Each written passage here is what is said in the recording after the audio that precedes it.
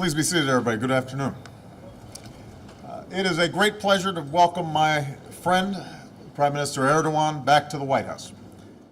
This visit is also another opportunity for me to return the extraordinary hospitality that the Prime Minister and the Turkish people showed me on my visit to Turkey 4 years ago, and that included my visit to the Prime Minister's beautiful hometown of Istanbul. This visit reflects the importance that the United States places on our relationship with our ally Turkey, and I value so much the partnership that I've been able to develop with Prime Minister Erdogan. Today we discussed the many areas in which our countries cooperate, including Afghanistan, where our troops serve bravely together, the G20, where we promote our shared prosperity, and Iran, where we agree it is critical that we do not see that country acquire a nuclear weapon and potentially trigger an arms race throughout the region. Given our shared interest in peace, I want to note the Prime Minister's efforts to normalize relations with Israel. This will benefit both the Turkish and Israeli people and can also help us make progress on a two-state solution, including an independent Palestinian state. Today we focused on three areas that I want to highlight. First, we agreed to keep expanding trade and investment. Over the past 4 years, our trade has surged and U.S. exports to Turkey have more than doubled. As the United States pursues a new trade and investment partnership with the EU, I want to make sure that we also keep deepening our economic ties with Turkey. So we're creating a new high-level committee that will focus on increasing trade and investment between our two countries and will help fuel Turkish innovation. And the progress that Turkey's economy has made over the last several years, I think, has been remarkable, and the Prime Minister deserves much credit for some of the reforms that are already taking place. Second, as NATO allies, we're reaffirming our solemn commitment to our mutual security. Mr. Prime Minister, on behalf of the American people, I want to express our condolences to the Turkish people and the victims of the outrageous bombings that took place in Reyhanli. As always, the United States stands with you as you defend your nation against terrorism. We want to thank you for the cooperation that you've provided us in threats against the United States. And I want to take this opportunity to commend you and the Turkish people for your courage in seeking an historic and peaceful resolution of the PKK violence that has plagued Turkey for so long. And just as the United States has stood with you in your long search for security, we will support efforts in Turkey to uphold the rule of law and good governance and human rights for all. Finally, we spend a great deal of time on an issue that has racked the region, the issue of Syria. Under the Prime Minister's leadership, the Turkish people have shown extraordinary generosity to the Syrians who have found refuge in Turkey. And I know this is a heavy burden. I've made it clear again today that the United States is going to keep on helping countries in the region, including Turkey, shoulder this burden, doing our part as a major donor of humanitarian aid to the Syrian people, including those refugees in Turkey. And we're going to keep working with our Turkish partners to deliver the food, shelter, and medicine that's needed to save lives. At the same time, we're going to keep increasing the pressure on the Assad regime and working with the Syrian opposition. The Prime Minister has been at the forefront of the international effort to push for a transition to a democratic Syria without Bashar Assad. And Turkey is going to play an important role as we bring representatives of the regime and opposition together in the coming weeks. We both agree that Assad needs to go. He needs to transfer power to a transitional body. That is the only way that we're going to resolve this crisis. And we're going to keep working for a Syria that is free from Assad's tyranny, that is intact and inclusive of all ethnic and religious groups, and that's a source of stability, not extremism, because it's in the profound interests of all our nations, especially Turkey. So again, Mr. Prime Minister, I want to thank you for being here and for being such a strong ally and partner in the region and around the world. I know that Michelle appreciates the opportunity to host Mrs. Erdogan and your two wonderful daughters this morning. I'm looking forward to our dinner tonight, and as always, among the topics where I appreciate your advice is close to our hearts, and that's how to raise our daughters well. You're a little ahead of me in terms of their ages. With the Prime Minister's permission, I want to make one other point. There's been intense discussion in Congress lately around the attacks in Benghazi. We lost 4 brave Americans, patriots who accepted the risks that come with service because they know that their contributions are vital to our national interests and national security. I am intent on making sure that we do everything we can to prevent another tragedy like this from happening. But that means we owe it to them and all who serve to do everything in our power to protect our personnel serving overseas. That's why, at my direction, we've been taking a series of steps that were recommended by the review board after the incident. We're continuing to review our security at high-threat diplomatic posts, including the size and nature of our presence, improving training for those headed to dangerous posts, increasing intelligence and warning capabilities, and I've directed the Defense Department to ensure that our military can respond lightning quick in times of crisis. But we're not going to be able to do this alone. We're going to need Congress as a partner. So I've been in discussions, and my team has been in discussions with both Democrats and Republicans, and I'm calling on Congress to work with us to support and fully fund our budget request to improve the security of our embassies around the world. We also need Congress to work with us to provide the resources and new authorities so we can fully implement all of the recommendations of the Accountability Review Board. And we're going to need Congress's help in terms of increasing the number of our Marine Corps Guard who protect our embassies. So I want to say to members of Congress in both parties, we need to come together and truly honor the sacrifice of those 4 courageous Americans and better secure our diplomatic posts around the world. And I should add, by the way, that we're getting some help from the Turkish government on some of these issues. That's how we learn the lessons of Benghazi. That's how we keep faith with the men and women who we send overseas to represent America, and that's what I will stay focused on as Commander-in-Chief. So with that, Mr. Prime Minister, welcome to the United States.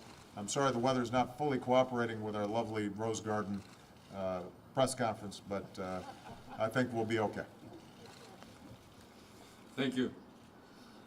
Sayın Başkan, değerli basın mensupları, Mr. President, distinguished members of the press, ladies and gentlemen, Türkiye'nin yakın müttefiki Amerika Birleşik Devletleri Başkanı, değerli dostum my dear friend, President of the United States, a friend and ally, I'm once again very pleased to be here in Washington to have meetings with the President. I would like to express my thanks for the hospitality that has been shown to us on this occasion on behalf of myself and my delegation. In the President's person, I would like to express our condolences for the terror attack that took place in Boston. We express our condolences to the American people. We are a country which has been fighting against terrorism for many years. We have lost many lives in that fight against terrorism, and so we very well understand the feelings and sentiments of the American people in face of such an event. As Turkey and the United States, we are both determined to continue to fight jointly against terrorism. My dear friends, Turkey and the United States have many issues that cover the Middle East, to the Balkans, to Central Asia, to other areas, including issues such as energy, security of supply, and many other issues. And in all these areas and on all these issues, we display a very strong cooperation. And in our meetings with President Obama today, we talked about relations between Turkey and the United States and also about some topical issues which remain on both of our agenda. We had an opportunity to exchange views on regional and global issues, and our exchange of views and opinions will continue throughout the day with other meetings that will take place during the rest of the day. I am here with close to 100 business people, and they are holding meetings with their counterparts in the United States, and they will continue to talk and meet with their counterparts this afternoon as well. Bilateral economic relations between Turkey and the United States have to be improved, and we both have this aim. 10 years ago, our trade stood at $8 billion. At the moment, trade stands at $20 billion, but this amount is still not sufficient. We have to increase the amount of trade between our two countries. Bilateral economic and trade relations between Turkey and the United States will continue to develop, and as we carry forward with these efforts, we need to strengthen this relationship with free trade agreements and other agreements. And I can tell you that as leaders of our nations, we have the will to continue to develop our economic relations. In our discussions that pertain to regional issues, Syria was at the top of our agenda.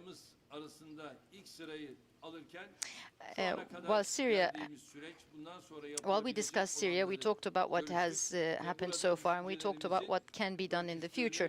And we have views that overlap, as the President has just said. We will continue to discuss this issue in greater detail in our meeting this evening, but let me tell you that ending this bloody process in Syria and meeting the legitimate demands of the people by establishing a new government are two areas where we are in full agreement with the United States. Supporting the opposition and Assad leaving are important issues. We also agree that we have to prevent Syria from becoming an area for terrorist organizations. We also agree that chemical weapons should not be used and all minorities and their rights should be secured. These are all priority areas for all of us, and we discuss what needs to be done on these issues with the President, and this evening we will continue to talk about these in greater detail.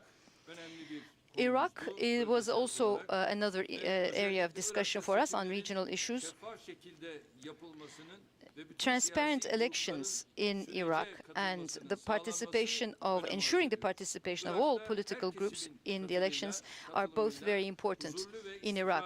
With everyone's participation, we would like to see a peaceful period in Iraq, and this is what both we and the United States would like to see. With respect to the Middle East peace process, we discussed with the President this important issue, which is very important for regional peace. In the attack against Mavi Marmara, which was taking humanitarian aid to Gaza,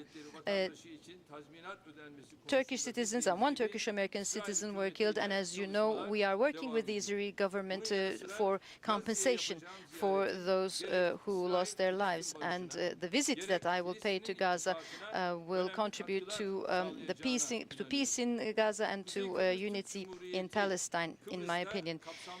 The Turkish Republic of Northern Cyprus is always in favor of, and in Cyprus we believe that there is a lot of opportunity to reach an agreement on the Cyprus issue, and this is an area which we continue to focus on. We've also discussed Iran, Azerbaijan, Afghanistan, and all these issues, and we have also briefly touched upon some developments in Africa and also about Myanmar.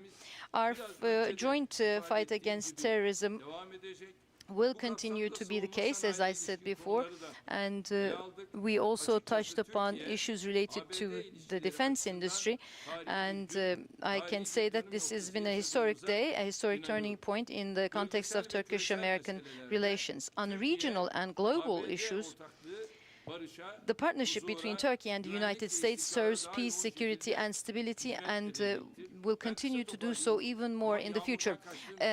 I will cut my remarks shortly, not because I am trying to flee from the rain. Rain is considered to be a great source of abundance, but I will stop here to say that I hope our discussions will be beneficial for our future relations. Thank you. Well, before we get started, let me just make sure that I'm a good host. Mr. Prime Minister, do you want an umbrella? Because we can arrange it if you need it. You're okay? All right. This will be an incentive for the press to ask concise questions and us to give concise answers. I'm going to start with Juliana Goldman of Bloomberg. Fortunately, we all forgot umbrellas. Yeah. Mr. President, I want to ask you about the IRS. Can you assure the American people that nobody in the White House knew about the agency's actions before your counsel's office found out on April 22nd? And when they did find out, do you think that you should have learned about it before you learned about it from news reports, as you said last Friday? And also, are you opposed to there being a special counsel appointed to lead the Justice Department investigation? And also, Mr. Prime Minister, what is the status on efforts to normalize relations with Israel? And do you still plan to go to Gaza in the coming weeks? Thanks. Well, with respect to the IRS, I spoke to this yesterday. My main concern is fixing a problem. And we began that process yesterday by asking and accepting the resignation of the acting director there. We will be putting in new leadership that will be able to make sure that following up on the IG audit, that we gather up all the facts, that we hold accountable those who have taken these outrageous actions. As I said last night, it is just simply unacceptable for there to even be a hint of partisanship or ideology when it comes to the application of our tax laws. I am going to go ahead and ask folks, why don't we get a couple of Marines? They're going to look good next to us, just because I want them. I've got to change of suits, but I don't know about our prime minister. There we go. That's good. You guys, I'm sorry about. But let me make sure that I answer your specific question. I can assure you that I certainly did not know anything about the IG report before the IG report had been leaked through the press. Typically, the IG reports are not supposed to be widely distributed or shared. They tend to be, a process that everybody's trying to protect the integrity of. But what I'm absolutely certain of is that the actions that were described in that IG report are unacceptable.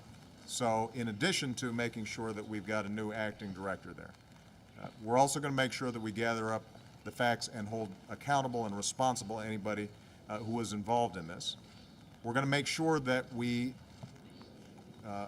identify any structural or management issues to prevent something like this from happening again. We're going to make sure that we are accepting all of the recommendations that the IG has in the report, and I'm looking forward to working with Congress to fully investigate what happened, make sure that it doesn't happen again, and also look at some of the laws that create a bunch of ambiguity in which the IRS may not have enough guidance and not be clear about what exactly they need to be doing and doing it right so that the American people have confidence that the tax laws are being applied fairly and evenly. So, in terms of the White House and reporting, I think that, you've gotten that information from Mr. Carney and others. I promise you this, that the minute I found out about it, then my main focus is making sure that we get the thing fixed. I think that it's going to be sufficient for us to be working with Congress. They've got a whole bunch of committees. We've got IGs already there. The IG has done an audit. It's now, my understanding, going to be recommending an investigation. Attorney General Holder also announced a criminal investigation of what happened. Between those investigations, I think we're going to be able to figure out exactly what happened, who was involved, what went wrong, and we're going to be able to implement steps to fix it. And that ultimately is the main priority that I have, but also I think the American people have. They understand that we've got an agency that has enormous potential power and is involved in everybody's lives. And that's part of the reason why it's been treated as a quasi-independent institution. But that's also why we've got to make sure that it is doing its job scrupulously and without even a hint of bias or a hint that somehow they're favoring one group over another.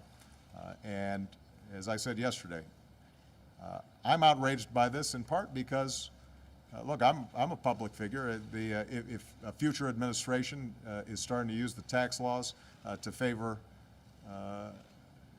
one party over another or one political view over another, obviously, we're all vulnerable. And that's why, as I've said, it doesn't matter whether you're a Democrat or a Republican, you should be equally outraged at even the prospect that the IRS might not be acting with the kind of complete neutrality that we expect. And I think we're going to be able to fix it. We're going to be able to get there and get it done, and we've already begun that process, and we're going to keep on going until it's finished. All right, guys, I think that... Evet, Gazze ile ilgili soruya gelince And your question about Gaza. benim şu andaki planımda büyük ihtimalle According to my plans, most probably I would be visiting Gaza in June. Gazze'ye olmayacak. But it will not be a visit only to Gaza. I will also go to the West Bank. Orta Doğu'nun barışında bu ziyaretimizi çok önemsiyorum.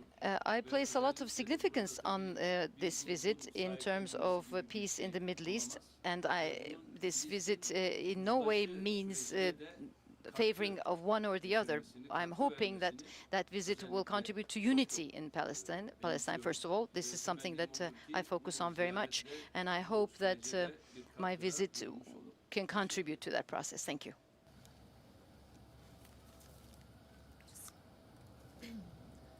Aysun Turun Habertürk Televizyonu. Efendim öncelikle size Aysun Turk from Habertürk. My first question to you, Prime Minister. You talked about chemical weapons, and we know that Turkey has some evidence. Did you present that evidence to President Obama in today's meeting, and what does Turkey expect from the United States in this process? Question to President Obama about Syria. You had said earlier that chemical weapons would be your red line in Syria. Do you believe that at this point in time Syria has overgone the red line, and you said that Assad should go? Will the U.S. take more initiative to see Assad go in the future?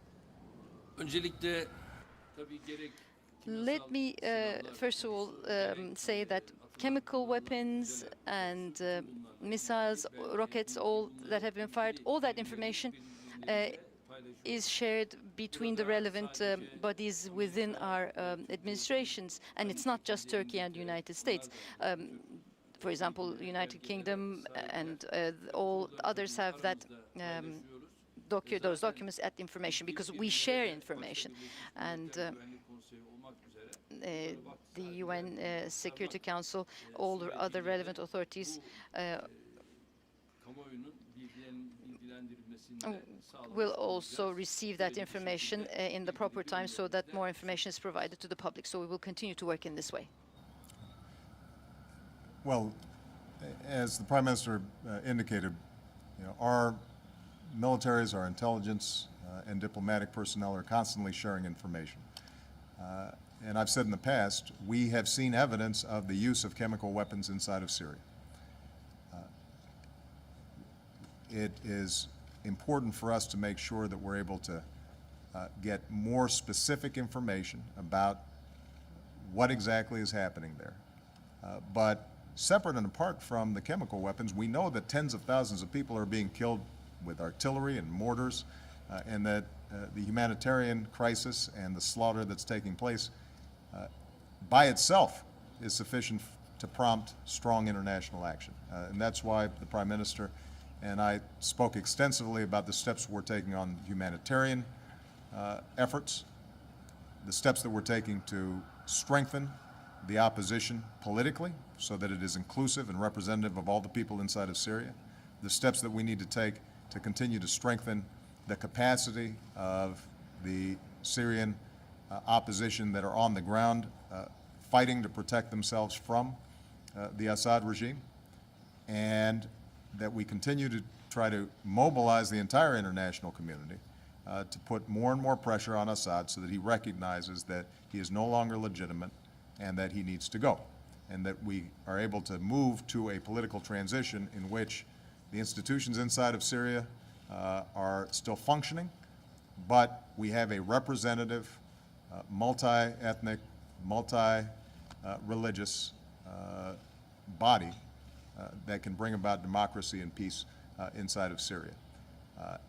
With respect to what I've said in the past around red lines, what I've said is that the use of chemical weapons are something that the civilized world has recognized should be out of bounds. And, you know, as we gather more evidence and work together, my intention is to make sure that we're presenting everything that we know to the international community as an additional reason and additional mechanism for the international community to put all the pressure that they can on the Assad regime and to work with the opposition to bring about that political transition. Now, there are a whole range of options that the United States is already engaged in, and I preserve the options of taking additional steps, both diplomatic and military, because those chemical weapons inside of Syria also threaten our security over the long term, as well as our allies and friends and neighbors. But this is also an international problem, and it's very much my hope to continue to work with all the various parties involved, including Turkey, to find a solution that brings peace to Syria, stabilizes the region, stabilizes those chemical weapons, but it's not going to be something that the United States does by itself.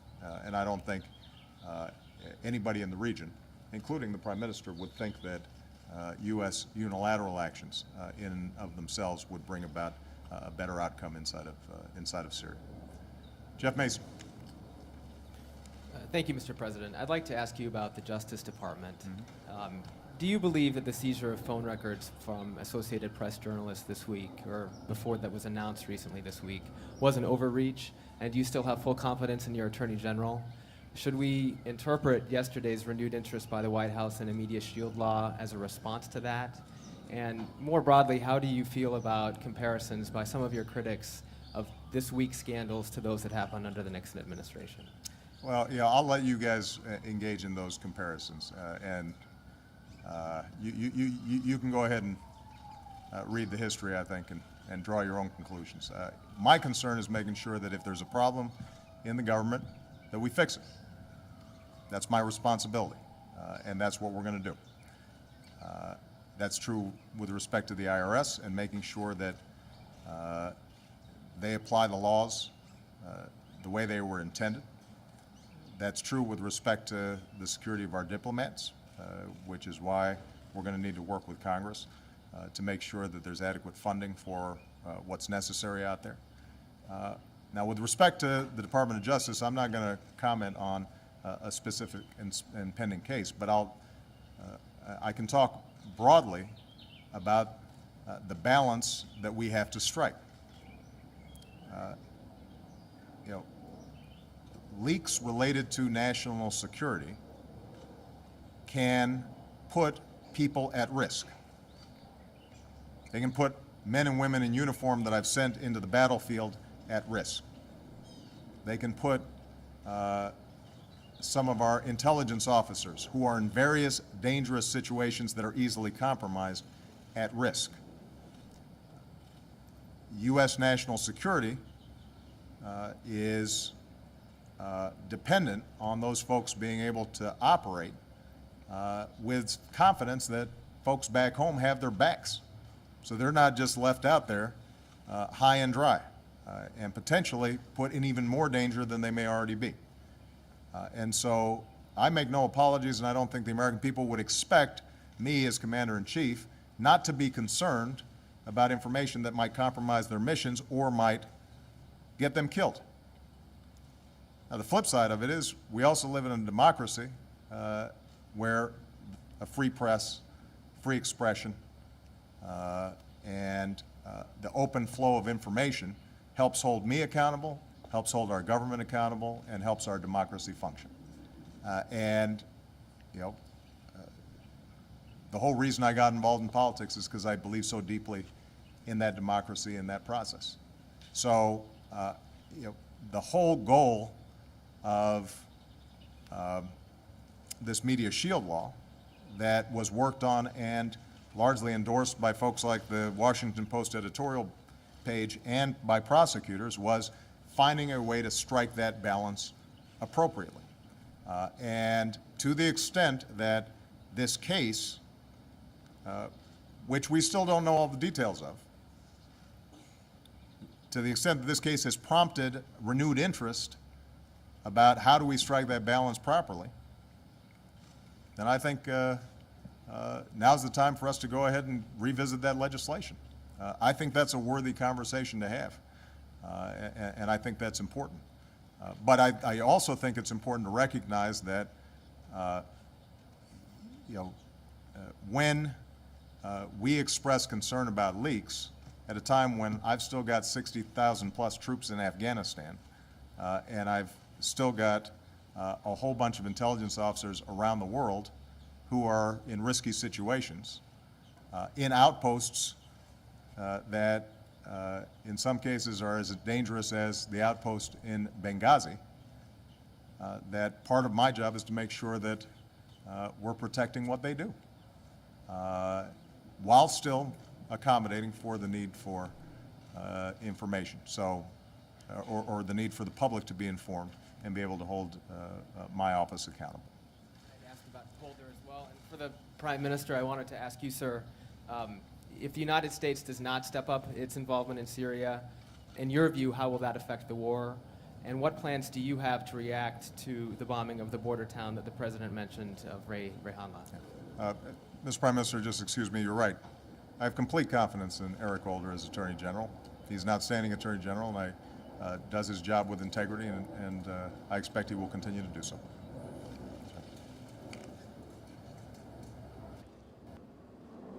Tabii şu anda siz bardağın boş tarafını gösteriyorsunuz. You are talking about the part of the glass which is empty. I'd like to look at things with the glass half full instead of half empty.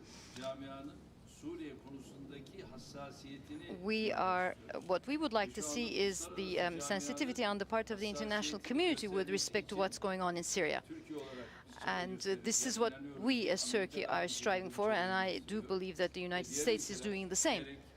And other countries, the United Nations Security Council, the Arab League, bunların dışında olduğu halde buna hassasiyet gösteren ülkeler and var. other countries, though not part of these structures, are still sensitive to what is going on in Syria. Our aim is to accelerate this process, and I will be visiting other countries. My foreign minister will be visiting other countries just to see how we can speed things up in a way which will prevent the death of more people, and in a way which will ensure a transition to a democratic system in Syria. Our goal is to see the tyranny, the dictatorship go away in Syria and to be replaced with democracy. And I think this is a collective responsibility on the part of all countries that believe in democracy. And this is what we will all continue to do. My name is Selim Atalay. I'm with Turkish NTV television. Mr. President, my first question is to you. You mentioned that Assad should go.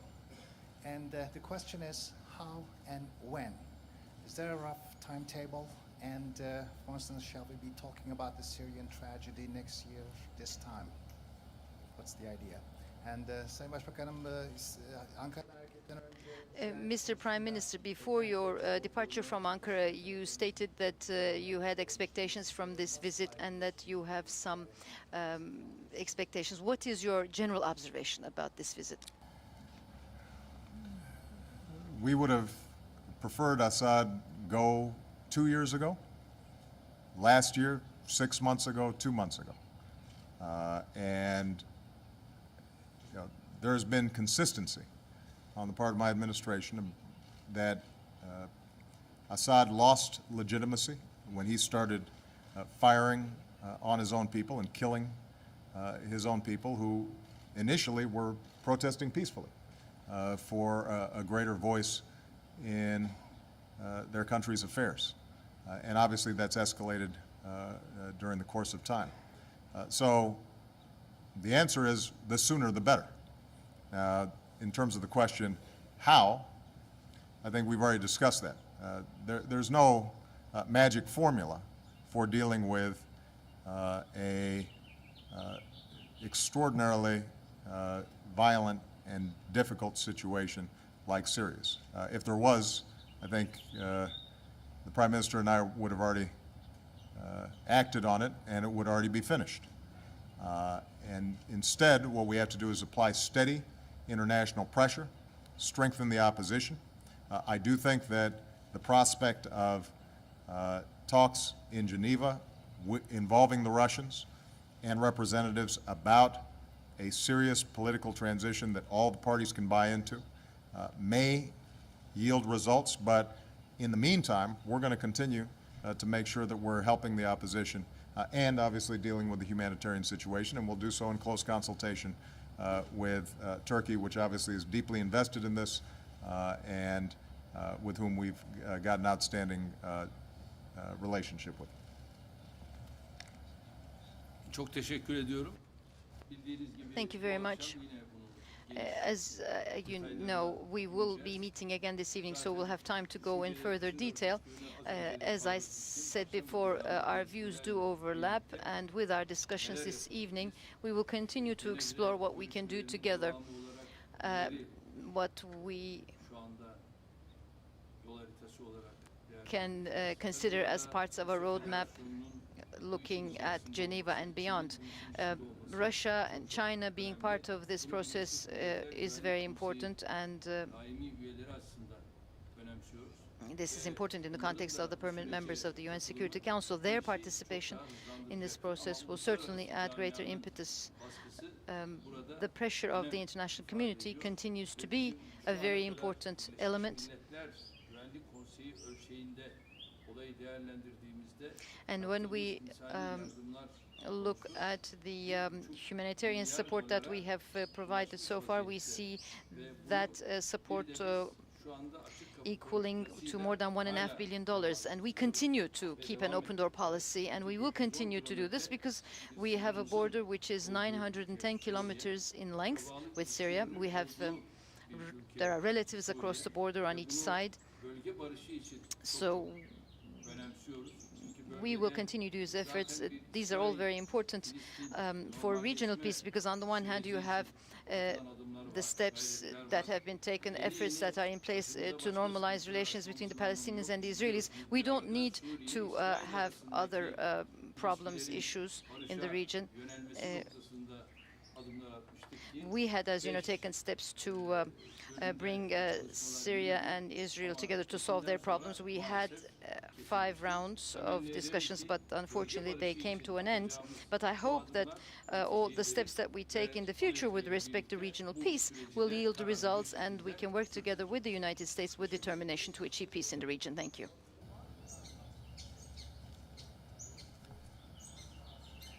bütün bunların hepsi şu anda görüşülecek. We are discussing all these issues. Milletler Güvenlik Konseyi'nin atacağı adım veya bu A step to be taken by the UN Security Council and the Geneva process are important. We will continue to assess that between us. Thank you. Thank you, everybody. Thank you. Thank you, guys.